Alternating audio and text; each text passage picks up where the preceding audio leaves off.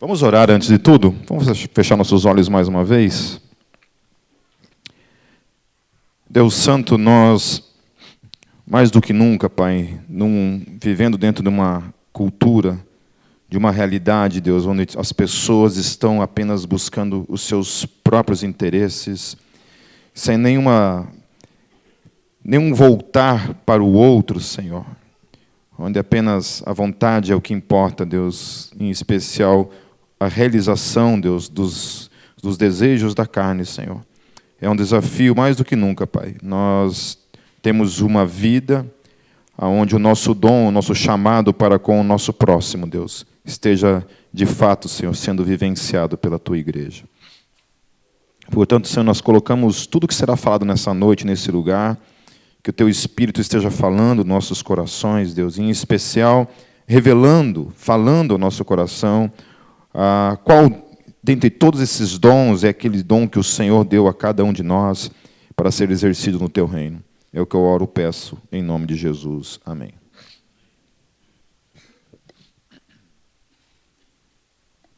Eu vou tentar falar de uma forma que não precise eu dar continuidade a isso no domingo que vem. Obrigado. Obrigado, Natália. Que não seja necessário eu falar disso também no domingo que vem, mas vamos tentar dar uma corrida aqui. Mas como é 30 dons, e eu pretendo falar de cada um, não de modo exaustivo, mas apenas dando uma pincelada de modo geral para que você saiba do que se trata. Ok? Tem bastante coisa interessante que eu estive dando uma olhada essa semana, e em especial em alguns dons aqui que foram bem assim iluminadores, porque fazia muito tempo que eu não lidava com os dons, e foi bem legal.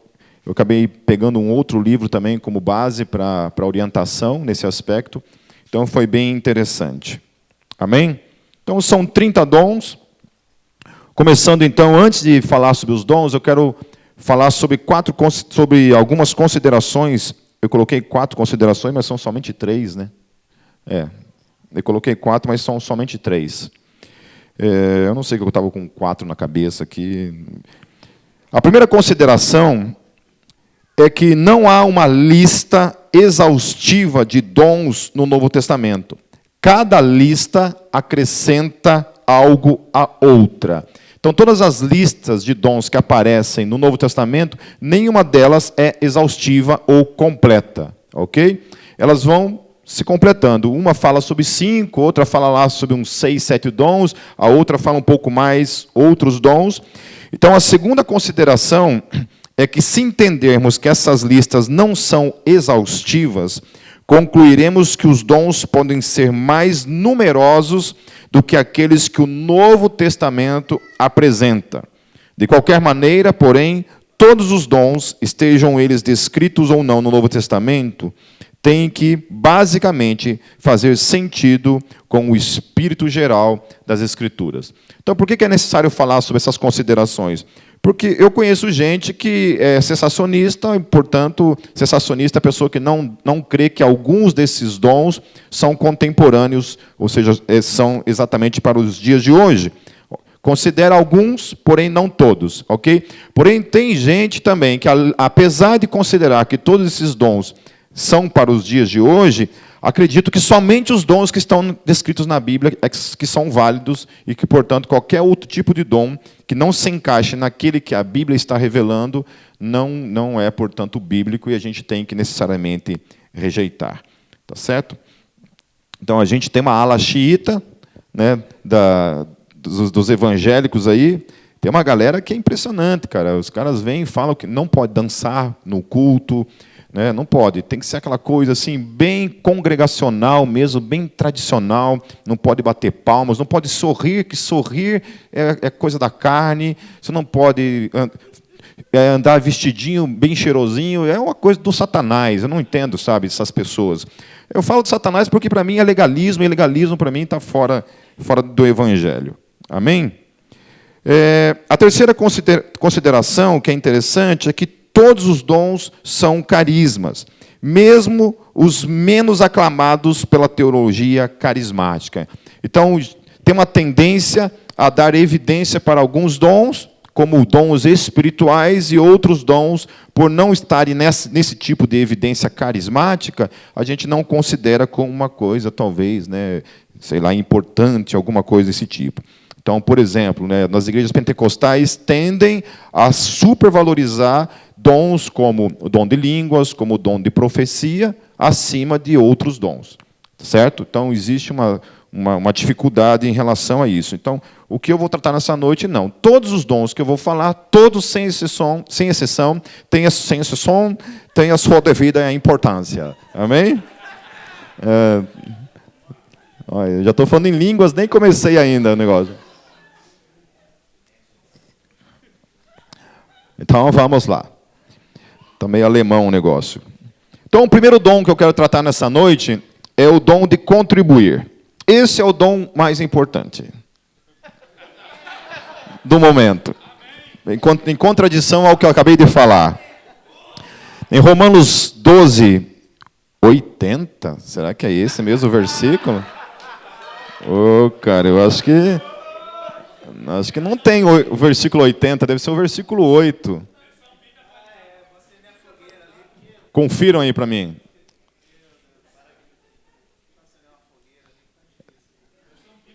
Não, deve ser 8, cara. Não pode ser o versículo 80, não é o Salmo 150, é isso? Salmo 119? É, versículo 8, desculpa. Na hora de digitar ali, sei lá. Kátia deve ter me chamado alguma coisa e me tirou a atenção. Então, o dom, vamos lá. O dom de contribuir, também chamado de dom de distribuição dos bens. Olha. Dom de repartir. Dom da generosidade. Aleluia. Um exemplo excelente desse tipo de dom, que não tem status carismático entre nós, é o dom de contribuição. Certo? Porque, geralmente, o dom de contribuição ele é feito no secreto. É muito legal quando alguém vem e faz algum tipo de doação para a gente, assim, né, e de um modo expressivo, e fala assim, olha, não quero que divulgue meu nome, isso daqui é para abençoar a igreja, mas não é para tornar o meu nome conhecido. Ok? Então, geralmente, isso é feito no secreto, no oculto. Mas tem gente que tem esse dom, o dom da contribuição. Não tem problema em colocar a mão no bolso e dar dinheiro para os outros, ou ajudar aos outros. Ok? Tem essa disposição natural que vem desse dom, então, da parte de Deus. O outro dom é o dom de governo, que, novamente, Romanos 12, 8 está errado ali. O que preside, então, com cuidado. Então, o dom de presidir é o também conhecido como o dom de liderança, ou o dom de governo, como está ali. Então, o dom de governo, o dom de presidir, o dom de liderança é o mesmo dom. Quem governa deve governar em cima de cada situação, ser interessado, não afrouxar nos padrões de controle, estar sempre à frente, tocando as coisas com garra. Tais pessoas dizem, vamos, ânimo, tem que fazer, faça logo, vamos lá, não faça com ineficiência. Esse irmão ou irmã é do tipo que cobra, está vigilante, empurra os irmãos à ação eficiente e comprometida. Então, eu tenho várias pessoas que são assim na minha vida. Gente que chega para mim quando a gente está desanimando, não, vamos lá, vamos em frente, me encoraja, pega pela mão, realmente levanta o irmão. Conhece gente assim? Que é assim, que consegue mesmo te levantar? Certo? E esse, fatalmente, tem o dom de governo, ou o dom de liderança. Estar na frente, ser líder, é uma dificuldade. Você quer ver se você tem liderança, é saber se você tem dom de perseverança. É uma dessas coisas. Então, um dos papéis do líder, do dom, é isso, é o encorajamento. É levantar aqueles que estão debaixo da sua liderança para se levantar. Né? Vamos aí, galera, vamos se levantar, vamos lutar em nome de Jesus. O próximo dom é o dom do socorro. 1 Coríntios 12, 28. E a uns pôs Deus na igreja, então um dos dons é o dom de socorro. Eu não vou ficar lendo os versículos bíblicos aqui. Dom de assistência, também conhecido. Aqueles que possuem tal dom geralmente investem em sua vida na perspectiva de serviço aos cristãos em dificuldades. São pessoas que têm um sentido especial para detectar problemas sérios. Então, é gente que realmente se importa com o outro de uma maneira mais prática. Amém?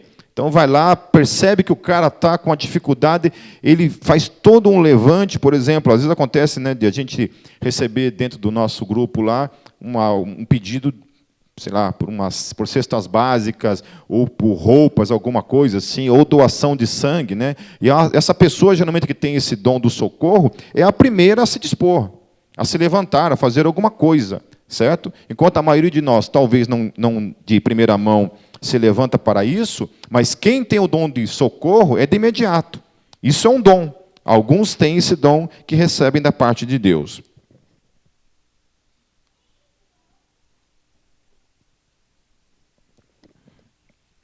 O outro dom é o dom de administração, que o exercício desse dom significa compreender os objetivos de uma tarefa e criar planos para alcançá-los. Dessa forma, aquele que preside é quem empurra o projeto e com decisão, mas o que gerencia é quem dá andamento às coisas. É uma espécie de diretor executivo do projeto. Pertence a um escalão superior e trabalha para que outros executem a tarefa, atendam às necessidades. O maior exemplo de uma pessoa assim na minha vida é a Ju. A Ju é faca na caveira, gente.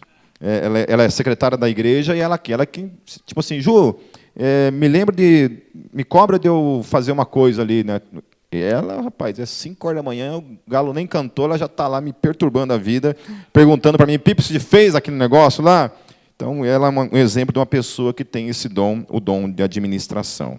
Amém? Eu não tenho esse dom, eu sou totalmente perdido nesse dom, por isso é necessário que uma pessoa que tem esse dom esteja na minha vida me cobrando. Aí nós temos o dom de misericórdia, que também é uma espécie de dom também de ajudar os outros, que está lá também em Romanos 2:8. O que tem este dom sente alegria, tem empatia, se compadece da dor do próximo, é misericordioso para com os irmãos, ajuda quem não tem condições de ajudar-se a si mesmo. O dom de misericórdia move as ações sociais mais sublimes. Pedro, por exemplo, reconhecia que não fora chamado para o exercício sistemático de nenhum dom de serviço social. Suas prioridades eram a oração e a palavra, mas estas eram suas prioridades, não de todos. Então nós temos, por exemplo, aqui na Gólgota tem o Ministério dos Jujubas, né, que é um ministério que faz visitação nos hospitais, num hospital em especial, né, Ju? É quinzenal o trabalho, né, Ju? Então vai lá no hospital, no Erasto? No Clínicas? Hospital de Clínicas ou das Clínicas que fala? Mesma coisa. Então tá. No Clínicas, pronto. Faz a cada 15 dias uma visitação no nosso hospital com o intuito de orar, né? Vão ala por ala, vão visitando e vão orando pelas pessoas. Esse, com certeza, é um dom de misericórdia, que olha para a dor do próximo, né? E se importa realmente com a dor do próximo. Depois nós temos o dom de sabedoria. Aí, dentro desse dom da sabedoria, tem um dos dons, é o dom de apologista, ou simplesmente o dom de ter uma palavra prudente, a fim de resolver questões controvertidas. Esse dom se manifesta em 3 circunstâncias específicas. Então, diante de situações de dificuldades, quando uma pessoa está em dificuldades e precisa de uma orientação, geralmente, uma pessoa que tem o dom de sabedoria é a pessoa que você vai procurar, né? Você não vai procurar uma pessoa doida, que vai te dar uma orientação fora da casinha para você, certo? Geralmente, você vai, dentro do convívio como igreja, você percebe, você sabe as pessoas que têm sabedoria ao lidar com essa questão da orientação. Amém? Então, em questões de divisões dentro da igreja, geralmente é a pessoa que vai procurar solução, ao invés de tacar mais fogo na fogueira, né? Tacar mais lenha na fogueira, ao invés de fogo, obviamente, né? Tacar mais lenha na fogueira, certo? Então tem gente que é assim, que tem essa sabedoria de apaziguar as coisas. Tem gente que não, que vai, meu filho, aí já joga gasolina, joga querosene, já é o que tiver de material para que a coisa se acender mais ainda. Ok? Glória a Deus, né? E a terceira manifesta-se antes de mais nada, então, nas atitudes. Suas atitudes são atitudes sábias. Amém? Hoje em dia, para mim, é uma dificuldade essa questão do dom de sabedoria, porque ela pode ser confundida com pacificação extrema. Então, não necessariamente uma pessoa, principalmente nessa questão do terceiro ponto aqui, porque nas atitudes delas se demonstram sabedoria, a gente não poderia, então, encaixar nesse perfil a vida de Bonhoeffer, que foi um alemão, um pastor lá na Alemanha, na época da Segunda Guerra, que ele simplesmente se dispôs a matar Hitler. Ele se dispôs realmente. E ele é um cara assim, muito conhecido hoje, né? Escreveu vários livros de teologia que nos influenciam até os dias de hoje. E ele foi um dos caras que se dispôs a matar Hitler. Então, para alguns cristãos, olham para isso como um absurdo. Não tem como. Não, né? Como pode um cristão, diante de se dispor a isso, né? Matar Hitler? E ele foi realmente, ele se dispôs e foi. Foi para isso. O problema é que ele foi preso, descobriram, não sei de que maneira, mas ele acabou sendo preso e ele foi morto por causa disso. O Francis Schaeffer, no livro, se eu não me engano, eu não lembro se foi Manifesto Cristão, ou em qual livro, se foi A Igreja Diante do Mundo que Observa, é um desses dois livros. O Francis Schaeffer ele fala a respeito disso, que há situações, e ele fala a respeito dessa questão de Hitler também, e ele fala que não tinha outra solução. É bem interessante esse livro, porque ele trabalha com essa questão polêmica, né, do cristão nos dias de hoje, ter que lidar com essas questões do pacifismo. Né? Até hoje mesmo eu estava respondendo a um rapaz lá que me perguntou o que eu achava dessa frase bandido bom é bandido morto, né? Querendo meio que sugerir que eu creio nisso ou que eu algum dia falei esse tipo de coisa. Até gostaria de falar isso bem claro aqui de púlpito para vocês, que eu nunca falei isso, isso nunca saiu da minha boca. Eu sofri na minha vida uma experiência de ter um pai assassinado com 5 tiros. Passei por essa experiência de ter um pai assassinado por 5 tiros e nunca na minha vida, nunca, eu desejei que a pessoa que fez isso morresse. Nunca eu desejei isso. Ok? Com isso, eu não estou dizendo que se eu estivesse lá naquele momento com uma arma e para defender o meu pai, eu tivesse metido bala em todos eles, eu não teria feito isso. Eu teria feito isso com toda a certeza do mundo. Teria metido bala em todo mundo. Entenderam? Que existe uma diferença. E a Bíblia fala a respeito da autodefesa, que nesse caso eu tenho o direito bíblico de fazê-lo, diante dessa situação em específico.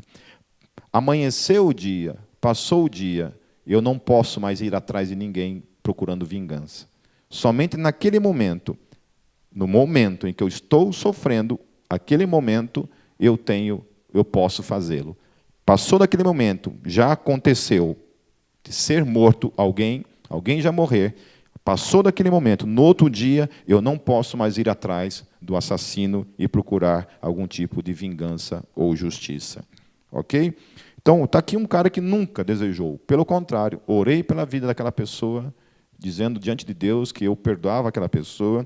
E, na verdade, eu nem fui atrás disso, eu nem quis saber quem era, porque, sabendo ou não sabendo, não ia fazer diferença alguma, uma vez que meu pai já havia sido assassinado. Estão entendendo que existe uma diferença? Existe uma diferença, entendeu? Que eu nunca disse isso e penso que a gente nunca deve dizer esse tipo de coisa, ok? Jamais você, como cristão, deve dizer que bandido bom é bandido morto. Como cristão, nós devemos dizer, bandido bom é bandido que muda a sua vida, se arrepende dos seus crimes e muda a sua vida em nome de Jesus. Obviamente que isso não é a mesma coisa que dizer que, diante de uma situação específica, específica em que está a minha vida, a vida da minha esposa, a vida do meu filho, a vida de alguém que eu amo, em risco real, verdadeiro, eu não possa me defender. Amém? Com isso, não estou concluindo que aquele bandido bom é um bandido morto. Estou concluindo que, diante de uma situação que é ou morre ou mata, não se tem o que fazer, meus queridos. E não venhamos com hipocrisia. Amém?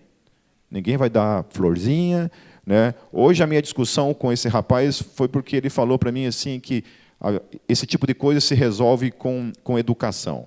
Deixa eu dizer uma coisa para vocês em relação a isso, o que eu penso em relação a isso. Eu falei para ele o seguinte: existem dois problemas relacionados à violência no Brasil. A violência imediata, certo? A gente trabalha com violência imediata, e existe uma coisa que a gente chama de prevenção, ok? Educação, para resolver o crime no Brasil, chama-se prevenção. É o segundo ponto na questão. Você investe em educação. Só que, meu querido, para você educar uma pessoa que já está no crime, demora anos. Certo? Só que o crime já está acontecendo. O latrocínio já está acontecendo. Os homicídios já estão acontecendo. Portanto, até isso acontecer, existe um problema imediato. E o problema imediato precisa ser resolvido. Como se resolve? Não é com educação. Problema imediato não se resolve com educação. Certo? Se resolve com prevenção a longo prazo, mas de imediato não é isso. Então, de imediato, não tem como eu chegar para um pai de família que está diante de uma violência contra sua esposa e seu filho e falar assim, dá um livro para o cara estudar. Entendeu? Não tem como. Estão entendendo o que eu estou falando? Existe um problema imediato e um problema preventivo. Deve-se investir em educação. Eu acho que a gente deveria fazer mobilizações, aí quem se sentir chamado para isso deve fazê-lo.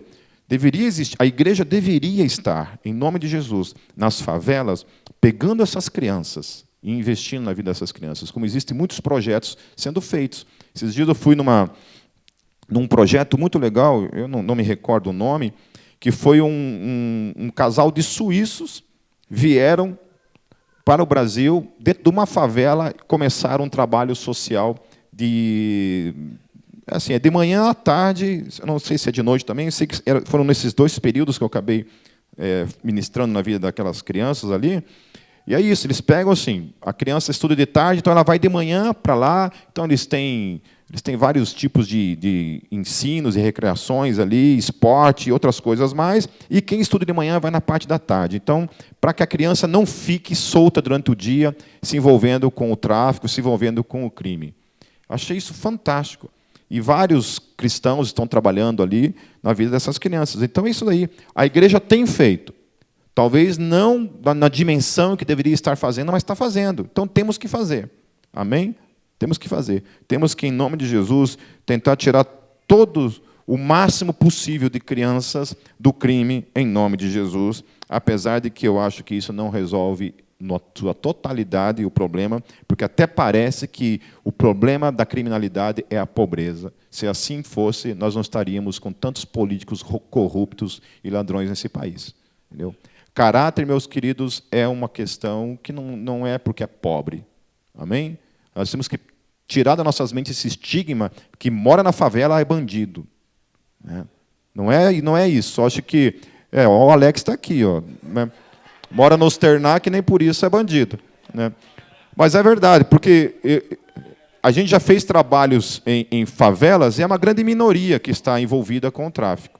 A grande maioria das pessoas são pessoas que procuram trabalhar, procuram ser honestas e preferem tudo na vida ao invés de roubar. Ok? Que há, mas assim como há na favela, há na classe média bandido para tudo que é lado, há na classe alta, talvez até pior ainda, porque daí o crime é muito mais eficiente em termos de dimensão. Né? Eu vi esses tempos no YouTube lá um rei do tráfico lá no Paraguai. Cara, os caras foram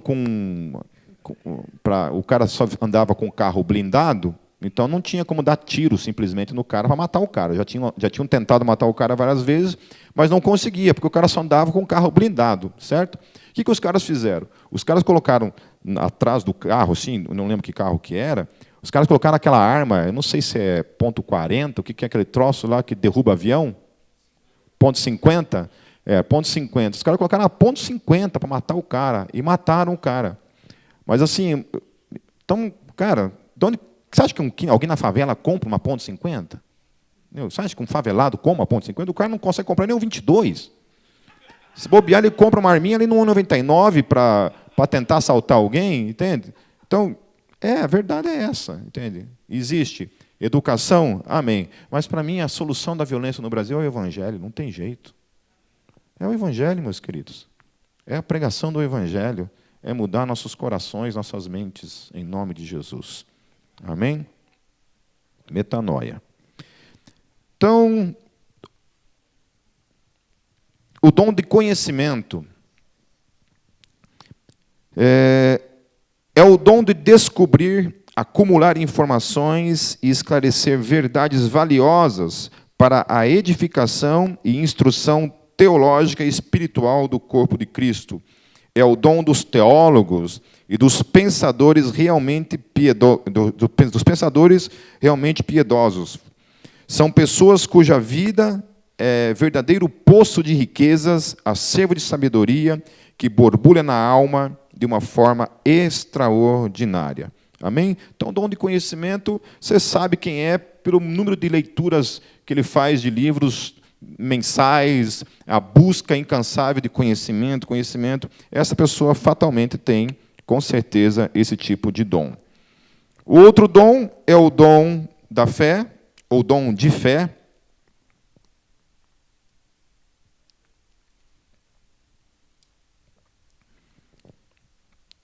É a fé que é uma fé que vem como um dom especial no corpo de Cristo, a fim de que vejamos a possibilidade do impossível, a visibilidade do invisível e a exequibilidade do inexequível. Nossa Senhora! Nem eu sei o que significam essas palavras aqui. Os que possuem tal dom são responsáveis por ver além. Amém? Pessoas que olham para a dificuldade. A gente teve gente que tem até hoje, né? Eu espero que não esteja aqui hoje, porque eu estou falando. Mas tem gente que é assim, cara. Você fala assim e o cara já chega. Não vai dar certo. Não vai dar certo de jeito nenhum.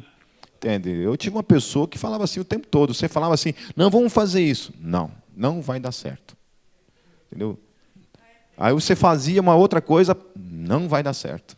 Não vai dar certo. Então, óbvio que essa pessoa tem tudo, menos fé. Entendeu?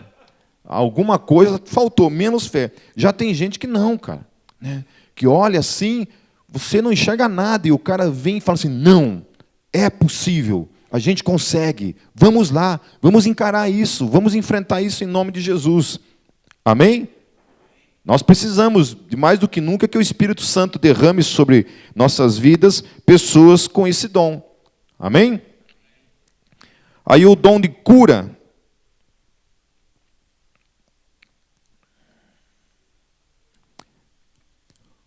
O dom que serve de instrumento para a cura de doenças ou enfermidades. Tais pessoas são instrumentos de Deus para orar com os doentes. Elas têm um dom que vai além da fé daqueles pelos quais oram. Amém? É gente que ora pelos doentes. Nem todos aqueles que eles oram, obviamente, ficam necessariamente curados, mas na maior parte das vezes eles oram e as coisas realmente acontecem. Recebem da parte de Deus esse dom, que é o dom da cura. Com isso, lembra quando eu falei domingo passado que todo dom tem um dom específico, mas também remete o dom universal? Amém? Isso significa que somente quem tem o dom da cura deve orar pelos doentes? Não, todos nós devemos orar. Mas tem a pessoa que recebe esse dom de cura, especificamente, essa pessoa, geralmente, quando ela ora pelos outros, a cura acontece. Eu já orei por pessoas que foram curadas. Em casa mesmo, uma vez, a Kátia, diante de um acidente lá, com uma panela com polenta quente, caiu...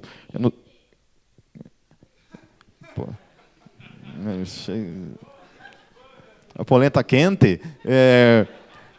Ela estava fazendo uma panela lá até me perdi o que eu estava falando aqui, nem lembro mais o que eu estava falando. Estava fazendo a polenta quente, e aí, eu não sei como lá, a panela virou em cima do braço dela, e ela começou a gritar na hora. E você sabe que polenta, quando está quente de verdade, né? E que o troço para esfriar, né, não é assim. E na hora ela começou a gritar, o braço dela inteiro já ficou vermelho, assim, todo vermelho, e ela gritando dentro de casa.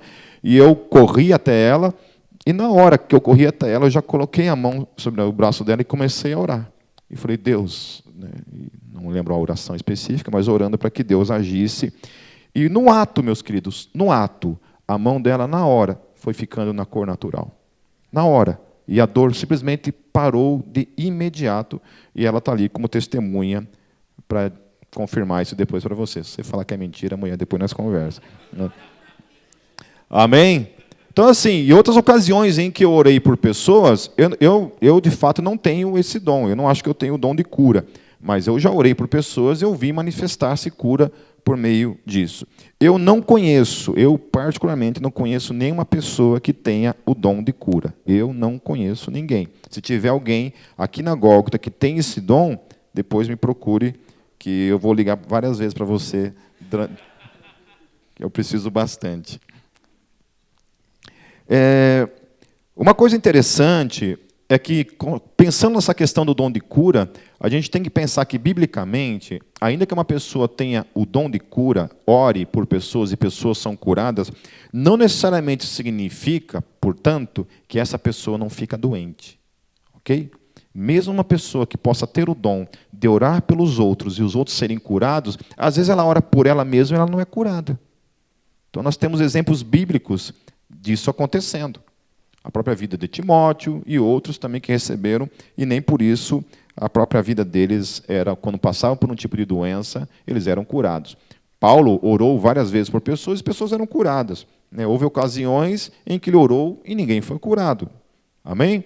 Então, além da pessoa não estar isenta dela mesma ficar doente, não necessariamente toda pessoa por quem ela orar também será curada. O dom de operar milagres. O dom de operar milagres é servir de instrumento para Deus realizar coisas maravilhosas. Elas podem ser de tipos diferentes. Por exemplo, lá em Atos 19, 11 a 12, Lucas diz que Deus, pelas mãos de Paulo, fazia prodígios extraordinários, milagres fantásticos, a ponto de os próprios demônios se retirarem de suas vítimas pela simples presença do apóstolo e pela aproximação de objetos de seu uso pessoal serem as enfermidades sanadas. Então, operar milagres é uma coisa assim muito complexa, né? Existem vários tipos. Uma coisa que eu acho interessante assim para mim, e um desafio entender, é essa questão mística da Bíblia, né? Que muita gente assim tem uma certa aversão pelas questões místicas e a praticidade, de alguma forma, de um tipo de misticismo dentro da igreja primitiva. Uma das coisas é essa. Por exemplo, sei lá, alguém pegar uma camiseta minha, levar no hospital, e a pessoa tocar na minha camiseta, a pessoa ser curada por meio disso.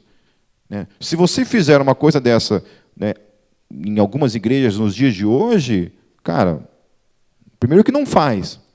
E se fizer, entende isso como uma questão, talvez, de idolatria, de algo desse tipo. Porém, a igreja primitiva fazia e não tinha nenhum problema na realização disso. O que eu acho que é uma coisa que a gente tem que ter bem clara na mente, que o livro de Atos não serve para ser um livro na criação de doutrinas. Amém? Então, o que eu quero dizer com isso? Que não é porque Paulo fez isso, que foram pegas peças de roupa dele levadas até os doentes, e esses doentes foram curados, que a gente vai criar isso uma doutrina.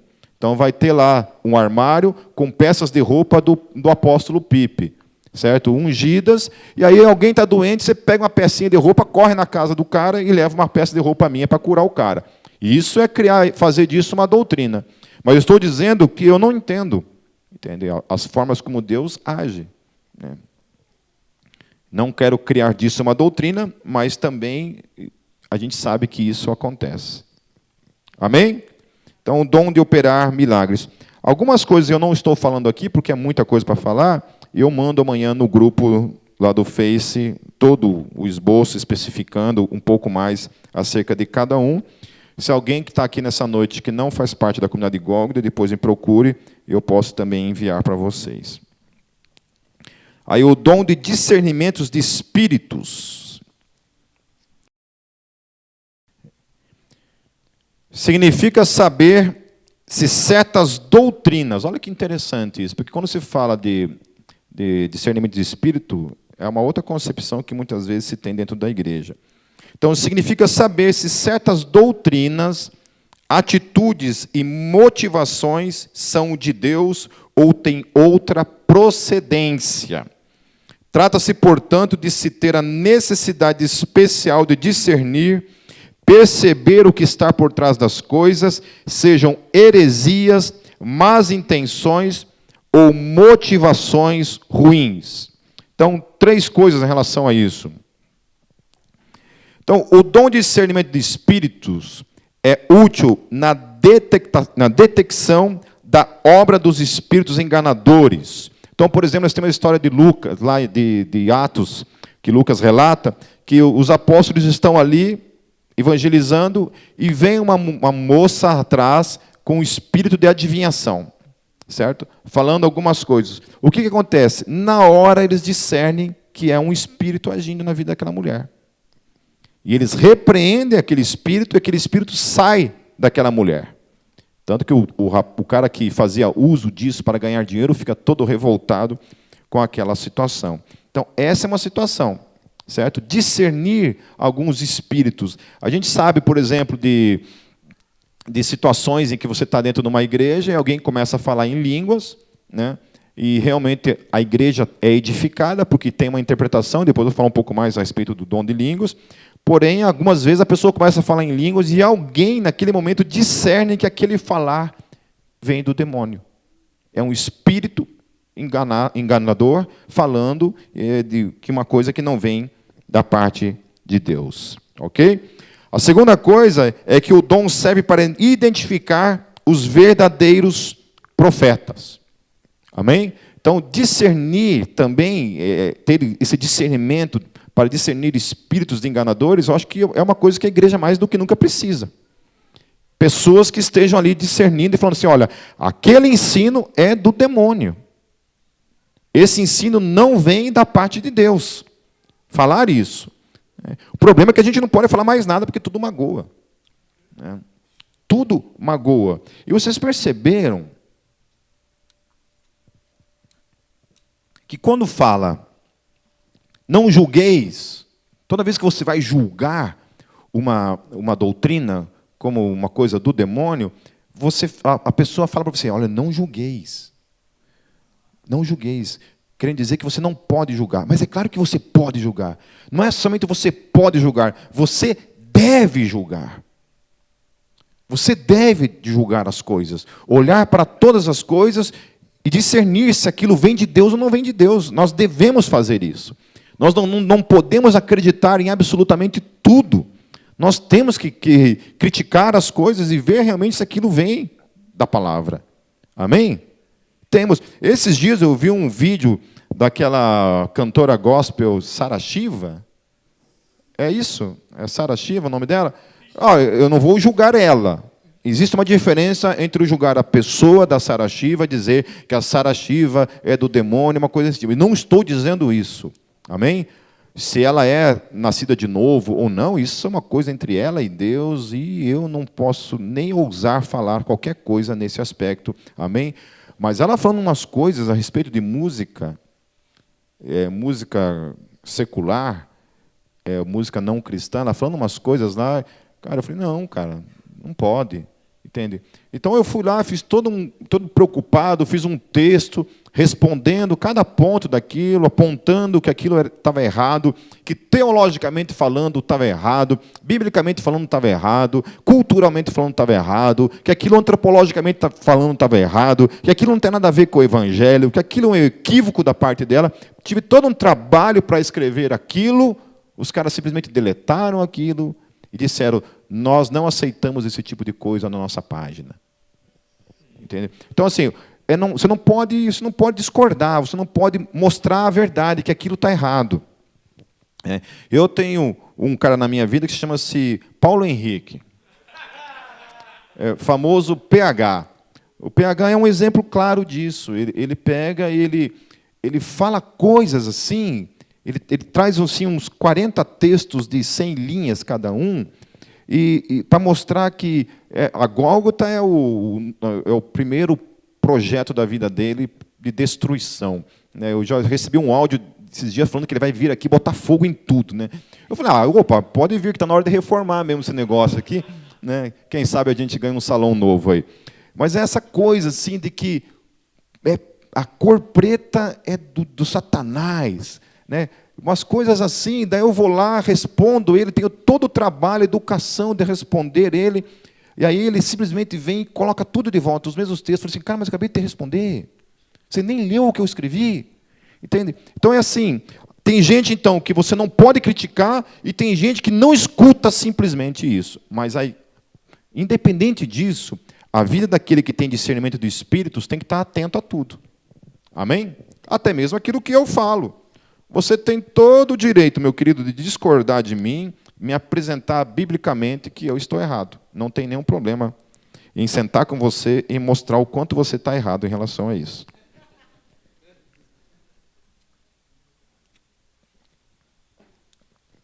Uma outra coisa também do discernimento de espíritos serve para identificar, por exemplo, um comportamento errado, ainda que possa parecer bíblico. Então tem um exemplo lá de Paulo com relação a Pedro. O que acontecia com Pedro? Pedro, quando ele estava entre os gentios, ele se comportava como um gentio, ele falava como um gentio. Quando Pedro estava entre os judeus, ele não se relacionava com os gentios, falava como um judeu, se comportava como um judeu. Diante disso, Paulo discerne o comportamento dele, chega até ele, então, o exorta na frente de todo mundo. Então, discernimento de espíritos. Ok? Entenderam essa parte? Agora, o polêmico dom de línguas, sem zoação.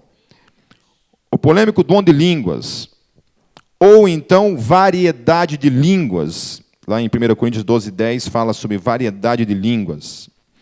Então, assim, esse estudo que eu fiz assim, em cima desse dom, não é um estudo exaustivo, como eu já falei no começo. Eu ainda quero fazer um estudo mais aprofundado acerca disso e um dia passar para vocês. Então, hoje não é uma coisa exaustiva, mas apenas em cima dessa proposta. Ok? O Novo Testamento ensina que essas línguas podem ser compreensíveis ou não. No texto de Atos 2:11, parece que o fenômeno das línguas foi compreensível, porque pessoas de 17 nações, presentes no Pentecostes, ouviam os 120 falar em sua própria língua materna acerca das grandezas de Deus. Apesar de as línguas poderem ser compreensíveis, isso não significa que também não possam ser ininteligíveis, ou seja, em certas situações, não ser compreensível simplesmente. Parece que na maioria dos casos, elas não são compreensíveis, na maioria das vezes. Digo isso em função do que Paulo diz a respeito dessa inteligibilidade das línguas, caso não haja quem as interprete. Ok? Então, há situações, como foi em Atos 2, em que eles falaram em línguas e todas aquelas 17 nações entenderam o que eles estavam falando. Ok? Mas há situações que Paulo também descreve em que você fala e ninguém simplesmente entende. Quem profetiza, em 1 Coríntios 14, 5b e 6a, quem profetiza é superior ao que fala em outras línguas, salvo se as interpretar para que a igreja receba edificação. Agora, porém, irmãos, se eu for ter convosco falando em outras línguas, em que vos aproveitarei? Então, Paulo começa a colocar aqui um limite para essa questão do dom de línguas. O fato de não ser compreensível as línguas é afirmado ainda por Paulo através das metáforas que ele usa em associação com o dom de línguas em um outro momento em que ele fala que se você não tem interpretação, aquela língua vai ser como tipo um sino, que simplesmente faz barulho, mas ninguém consegue compreender. Uma coisa que eu achei interessante, relacionado ao dom de línguas, mas não vão embora não, que eu vou batizar vocês no final aqui, ó.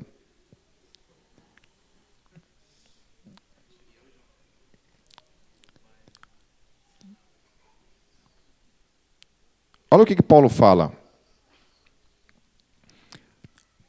Pois quem fala em língua não fala a homens, senão a Deus. Ponto. Amém? Então, o dom de línguas era para falar para quem? Para Deus. Vocês entenderam essa parte? Quem fala em línguas fala para Deus. Amém? Então, não existe, volto a falar, não existe esse negócio de eu falar em línguas e isso que eu estou falando ser interpretado para você. Amém? Falar em línguas é uma coisa voltada para Deus. Ainda que seja para edificação da igreja, é voltada para Deus e amém. Então, pois quem fala em outra língua não fala a Deus, aos homens, senão a Deus, visto que ninguém o entende. Olha o que Paulo está falando. Ninguém o entende. E em espírito fala o quê? Mistérios. Então, é um mistério. É um mistério. O que fala em outra língua, a si mesmo se edifica. Mas o que profetiza, então, edifica a igreja. Porque se eu orar em outra língua, o meu espírito ora de fato. Mas a minha mente fica infrutífera. Olha o que Paulo está falando, então, queridos. Que existe a possibilidade de orar numa língua a qual eu não compreendo. Eu mesmo, por exemplo, posso falar em línguas sem ter necessariamente o dom de interpretá-la. Amém? Mas ora em mistério. Então eu conheço muita gente que fala em línguas, ora em mistério, não tem interpretação, mas sente que quando ora naquela língua, algo acontece dentro de si. Porque é o espírito dele quem está orando para Deus. Por que Deus deu esse dom? Não sei. Pergunto para ele. Entende? Se serviu para a primeira igreja, para a igreja primitiva, por que não serve para os dias de hoje? Aí os cessacionistas têm que resolver essa questão. Para mim não é um problema. Entende? Existe uma ordem, como deve acontecer, mas eu não acho que precisa necessariamente eliminar uma coisa se ela tem um papel. Amém? Então, o dom de interpretação. Eu já vou falar porque eu quero falar um pouco mais sobre essa questão de língua, e o dom de interpretação é legal por causa disso.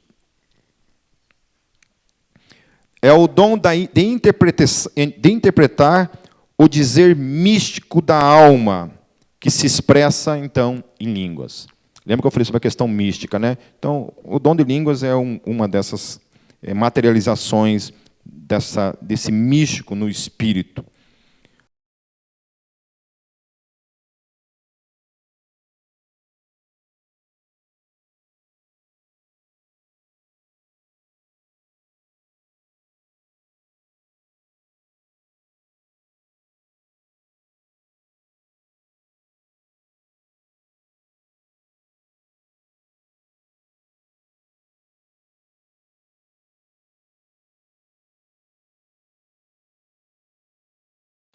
Ok. 1 Coríntios capítulo 14, versos 14 a 15, diz assim: Porque se eu orar em língua, o meu espírito ora. Sim, mas o seu entendimento fica infrutífero. Que fazer, pois? Orarei com o espírito, mas também orarei com o entendimento. Cantarei com o espírito, mas também cantarei com o entendimento. Então, o que o dom de interpretação ele se utiliza nessa questão das línguas? Olha que é interessante. Todas as vezes, preste bem atenção nisso, em que alguém estiver falando em línguas e alguém estiver interpretando o que essa pessoa está falando, tem duas coisas acontecendo aqui, que você tem que prestar atenção se isso realmente é um dom de línguas ou não. Primeira coisa, essa pessoa está falando para quem? Para Deus, não é para você. Então, se começar a dizer, eis que vos digo, para. Ok? Para. Porque o dom de línguas é para Deus. Você está interpretando para a igreja uma oração que o irmão está orando em mistério. O irmão está orando em mistério. Essa oração, portanto, é para a edificação da igreja, no caso, quando é no culto. Então, o outro está interpretando para a edificação da igreja. Então, primeiro é uma oração. E a outra coisa que Paulo está falando aqui é que ele cantará com entendimento. Então, aquilo também pode ser uma oração ou um louvor. Amém? Então, concluindo, o dom da interpretação, ele tem esse discernimento. E todos nós temos que ter esse discernimento. Quando alguém estiver orando em línguas dentro de um culto e tiver alguém que esteja, então, interpretando esse dom de línguas, esse dom, aquilo que está sendo falado, a tradução daquilo, é voltado para Deus e não para a igreja. Por isso que Paulo fala que ele é uma edificação própria. Porque ele é uma oração minha. Eu estou orando a Deus. Isso pode ser usado para edificar a igreja? Pode ser usado para edificar a igreja. Mas a primeira mão é voltado para Deus e para abençoar também a igreja. Amém? Entenderam? Então, falou, eis que vos digo, opa, certo? Nossa, é muita coisa. Não. Eu vou falar mais tentar andar mais uns 5 minutinhos aqui. O dom de apostolado. Então, esse dom, deixa eu falar uma coisa para vocês. Existe uma linha que fala que não. O apóstolo bom, né? Como fala? Apóstolo bom é apóstolo morto, né? Os caras falam. Veja bem, nós tínhamos 12 apóstolos, ponto. Um deles traiu Jesus, foi tirado, foi substituído por Matias. Então, nós temos os 12 apóstolos, amém? Ponto. Houve apóstolos fora esses 12? Houveram. Houveram muitos além dos 12, vários além dos 12. Um deles é o apóstolo Paulo, que não fazia parte dos 12, veio depois como apóstolo. Amém? Outro cara que não fazia parte dos 12, Tiago, o irmão de Jesus, o irmão mais velho de Jesus, também não estava entre os 12 e se transformou também num apóstolo. Amém? Então, apostolado desses, obviamente, dessa primeira geração, que vieram, que fundamentaram a igreja, igual eles não têm e nunca mais vai existir com a autoridade que eles tiveram. Eles escreveram o Novo Testamento, eles foram testemunhas oculares da ressurreição de Jesus. Então, igual a esses, nunca mais vai existir. Porém, quando a gente está falando de dom de apóstolo, nos dias de hoje, nós estamos falando de uma outra perspectiva, e isso aqui é consenso geral de todos os teólogos. Todos os teólogos concordam com isso daqui. Agora, qual é a preocupação, muitas vezes, quando a gente pensa em apóstolo, a gente pensa na questão do título, né? Agora, porque o Pipe tem o dom de apóstolo, eu vou começar agora a me autodenominar apóstolo Pipe. Então, vou lá no Facebook e coloco ap.pipe, né? Apóstolo Pipe. Não é isso, ok? Não é isso, certo? Olha só, num certo sentido, então esse dom passou ou morreu com os apóstolos. Então, nenhum homem de Deus, por mais santo e usado que seja, pode falar com a mesma autoridade com a qual Pedro, Paulo, Tiago, João e outros falaram. Eles tinham um comissionamento explícito dado por Jesus para falar em nome dele. Tal autoridade está hoje totalmente atrelada à Bíblia Sagrada. A palavra de Deus, enquanto revelação de Deus, está encerrada. Amém? Por isso, fazendo um parênteses aí, eu estive respondendo novamente um ateu que abordou e perguntou: por que esses 27 livros na Bíblia? Por que não mais os outros 140 livros apócrifos do Novo Testamento? Quem são vocês? Quem são vocês para dizerem que somente esses 27 livros aqui pode? Né? Quem são vocês? Nós, neo-ateus, estamos agora reivindicando que entre no cânon da Bíblia mais 140 livros apócrifos. Amém? Em nome de Jesus, amém? Né? É isso, né? Os caras não acreditam nem nos 27 e querem que a gente coloque mais 140 livros no Novo Testamento. Amém? Estão revoltados que a gente pegou, só escolheu 27 livros para eles ficarem refutando o dia inteiro. Não, eles querem mais 140 livros na Bíblia Sagrada para eles ficarem enchendo o saco da gente o dia inteiro. Amém. É isso que eles querem. Mais 140 livros apócrifos. Qual que é o consenso geral, meus queridos? Isso para quem estuda apologética, estuda crítica textual, crítica bíblica e tudo mais, é o seguinte, explicando rapidinho para vocês quando algum imbecil falar esse tipo de coisa para vocês. Amém? Resumindo, tolo, estúpido, está tudo no mesmo círculo ali. Quando alguém dizer esse tipo de coisa para vocês, você fala o seguinte, querido, deixa eu explicar uma coisa para vocês. Os 27 livros do Novo Testamento, arqueologicamente falando, é comprovado que todos eles foram escritos no primeiro século. Ponto. Todos eles foram escritos no primeiro século. Ponto. Amém? Ponto. Foram escritos no primeiro século. Ponto. Essa é a primeira coisa. Todos os outros 140 livros ou mais que não entraram no Novo Testamento, todos eles foram escritos no segundo século. Todos eles foram escritos no segundo século. Só existe dúvida sobre um deles, que é o Evangelho de Tomé. É o único que se tem dúvida, é o Evangelho de Tomé. E se você ler o Evangelho de Tomé, por mim, se colocar, não muda nada. Aliás, tem um monte deles que foi escrito no segundo século, que se colocarem não muda absolutamente nada. Porém, é consenso que todos eles foram escritos no segundo século. No segundo século, tinha algum apóstolo vivo? Não. Todos eles morreram onde? No primeiro século. Certo? Então é impossível, por exemplo, o livro Apocalipse de Pedro, é impossível que Pedro, depois de ser crucificado de cabeça para baixo, tenha ressuscitado e no segundo século escrito um livro sobre Apocalipse. É impossível. Ou vocês acham que isso é possível? Que alguém fez uma psicografia e Pedro revelou, Jesus revelou para Pedro primeiro, para Pedro revelar para aquele cara que estava tendo o espírito de Pedro ali, escrevendo o livro do Apocalipse de Pedro. Vocês acham que isso é possível? Não. Ok? Entenderam isso? Então, todos esses livros do segundo século não entraram na Bíblia. Óbvio que não entraram. Por quê? Porque não foram escritos pelos apóstolos. Por isso que a autoridade apostólica desses textos é reconhecida, porque foram os apóstolos que escreveram.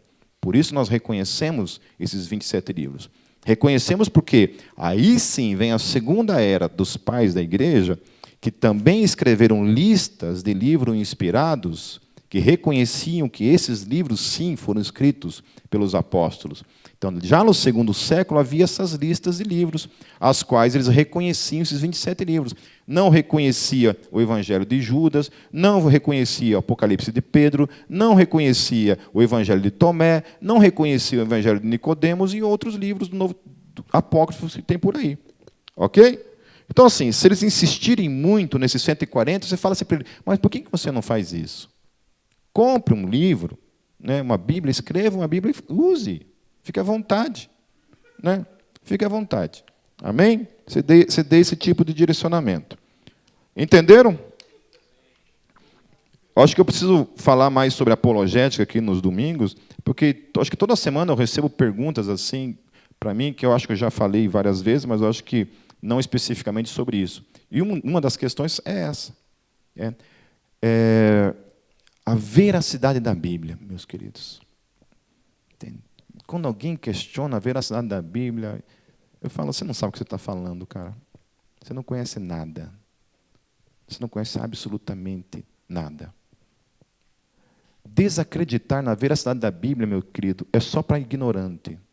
Gente desinformada. Entende? Porque quando você vai estudar a veracidade da Bíblia, por que a Bíblia é o que é, a palavra de Deus, não tem para onde você fugir. Entende? Esse livro do Josh McDowell, que eu sempre indico como primeiro livro, querido, volto a falar, que todos vocês precisam ler para fundamentação de algumas coisas relacionadas ao cristianismo, é Evidências que Exigem o Veredito, volume 1, de Josh McDowell. Esse livro responde 4 grandes questões. Primeira, a veracidade da Bíblia. Segundo, a obra de Jesus, o Jesus histórico, o Jesus como Deus. Terceira, as profecias cumpridas na história. Irrefutável. Todas as profecias, não a respeito somente de Jesus, mas profecias no Antigo Testamento que se comprovaram, se cumpriram no tempo e na história, que não necessariamente tinha a ver com Jesus, mas tinha a ver com Israel e outras nações ao redor. Deus usou a boca de profetas dizendo o seguinte: vai acontecer isso com o Egito, ponto. A profecia mais incrível para mim é a profecia das 70 semanas de Daniel. Aquilo, para mim, é irrefutável. Se a gente pudesse eliminar todas as profecias e só ter essa profecia na Bíblia, para mim já seria suficiente. Que foi a data exata, o tempo exato em que Jesus morreria na cruz. O dia, o momento na história, o tempo na história em que isso aconteceria. E profetiza uma coisa mais incrível ainda: a destruição do Templo de Jerusalém. Escrito, meus queridos, há mais de 500 anos antes disso acontecer. E isso acontece. Amém? Então vão lá, dá uma estudadinha, sabe? Depois que eu li esse livro, olha, vem em mim. Entende? E o quarto ponto que ele trabalha é a questão do testemunho histórico, então, das pessoas de várias culturas que se converteram à fé cristã.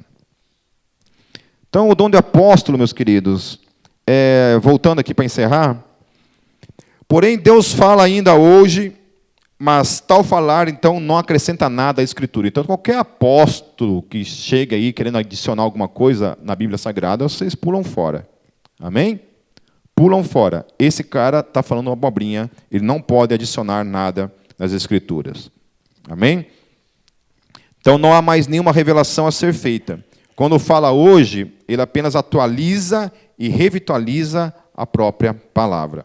Portanto, tanto a pregação quanto a profecia não são a palavra adicional de Deus. Então, o dom de apóstolo é pregar onde a palavra ainda não foi semeada. Amém? Então, o dom de apóstolo no dia de hoje, como é que ele funciona? Eu tenho um amigo que ele é a encarnação do dom de apóstolo para mim, que é o pastor Marcos Pazin, da 4ª Igreja Quadrangular, no Capão da Embuia. O Pazin, para mim, é a encarnação do verdadeiro dom apostólico. Porque, olha, gente, faz uns 15 anos que eu conversei com ele a última vez, e o Pazin, há 15 anos atrás, ele se converteu junto comigo, no mesmo retiro, e a gente começou a caminhar junto na igreja presbiteriana, mas ele tinha mais essa pegada pentecostal, né? Eu também tinha, mas eu fiquei na presbiteriana. Mas ele falou, não, aqui não dá. Porque realmente na minha época, quando eu me converti, a igreja presbiteriana lá de Foz do Iguaçu, cara, o pastor Jailson, que era um pastor sênior no dia lá, durante aquele tempo, cara, não podia bater palma na igreja. Tradicional extremo, assim. Só música do inário presbiteriano, não podia bater palma, um negócio solene mesmo, né? Depois virou bagunça, né? Eu entrei na igreja e virou bagunça a igreja. Depois destruí a tradição da igreja. Então, depois os jovens ficaram um pouco mais avivados, mas o Pazin, moral da história é esse, ele não conseguia ficar naquele sistema muito tradicional, ele pegou e foi para a igreja quadrangular. Tá, e foi lá e fez o ITQ, né, o Instituto Teológico Quadrangular. Cara, e o cara saiu fundando igreja em tudo que é canto. Eu não lembro, eu não sei hoje dizer quantas igrejas esse cara fundou. Eu acho que foi mais de 50. Porque há 15 anos atrás ele já tinha fundado umas 30, pelo menos. Era o cara assim, ele ia para lugares que não tinha nenhuma igreja, chegava lá, nascia uma igreja. Isso para mim é apóstolo. Ok? Mas nunca vi o pastor Pazin com o título de apóstolo, com a carteirinha de apóstolo, camiseta do apóstolo, perfil de apóstolo. Ok? Não é isso. Mas que ele tem o dom apostólico, com certeza ele tem. Então, o apóstolo é isso. É o cara que vai aonde o evangelho não chegou, fundamenta o evangelho, levanta uma igreja e vaza, vai para outro lugar. Ou seja, deixa o pepino na mão do pastor. Né? Amém? Ele também faz uma função pastoral, mas é por um período de tempo. E então segue caminhando em outra direção. Amém? Queridos, eu vou encerrar por aqui.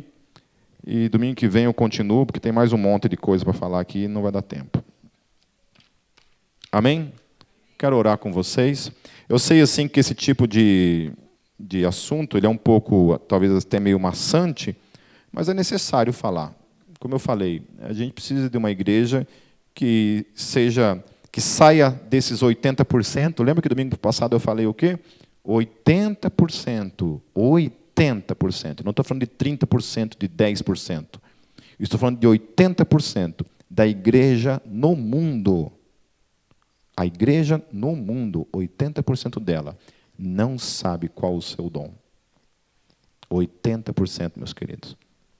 Amém? Apenas 20% dos cristãos no mundo estão atuantes, operantes, desenvolvendo o seu dom, tendo convicção do seu chamado. Amém? Vamos orar. Pai, nós queremos te agradecer por essa parte, Deus, onde nós estamos falando sobre esses dons que o Senhor derramou sobre a tua igreja. Pai, que o Senhor, nesse tempo em que a gente esteja falando, Pai, desse tema, que o teu Espírito esteja assim, testificando no nosso coração, Senhor, sabe, falando com a gente, sabe, assim, dando clareza acerca de qual é o nosso chamado, Pai. Aqueles que ainda não se encontraram no teu reino, não entenderam de modo claro o seu chamado, que o Senhor possa, nesse tempo, estar falando, ensinando em nome de Jesus. Tem misericórdia, Pai. E aqueles que já têm, Deus, se algo novo também for revelado, foi iluminado nesse tempo também, que o Senhor nos ajude como igreja. É o que eu oro e peço, em nome de Jesus. Amém.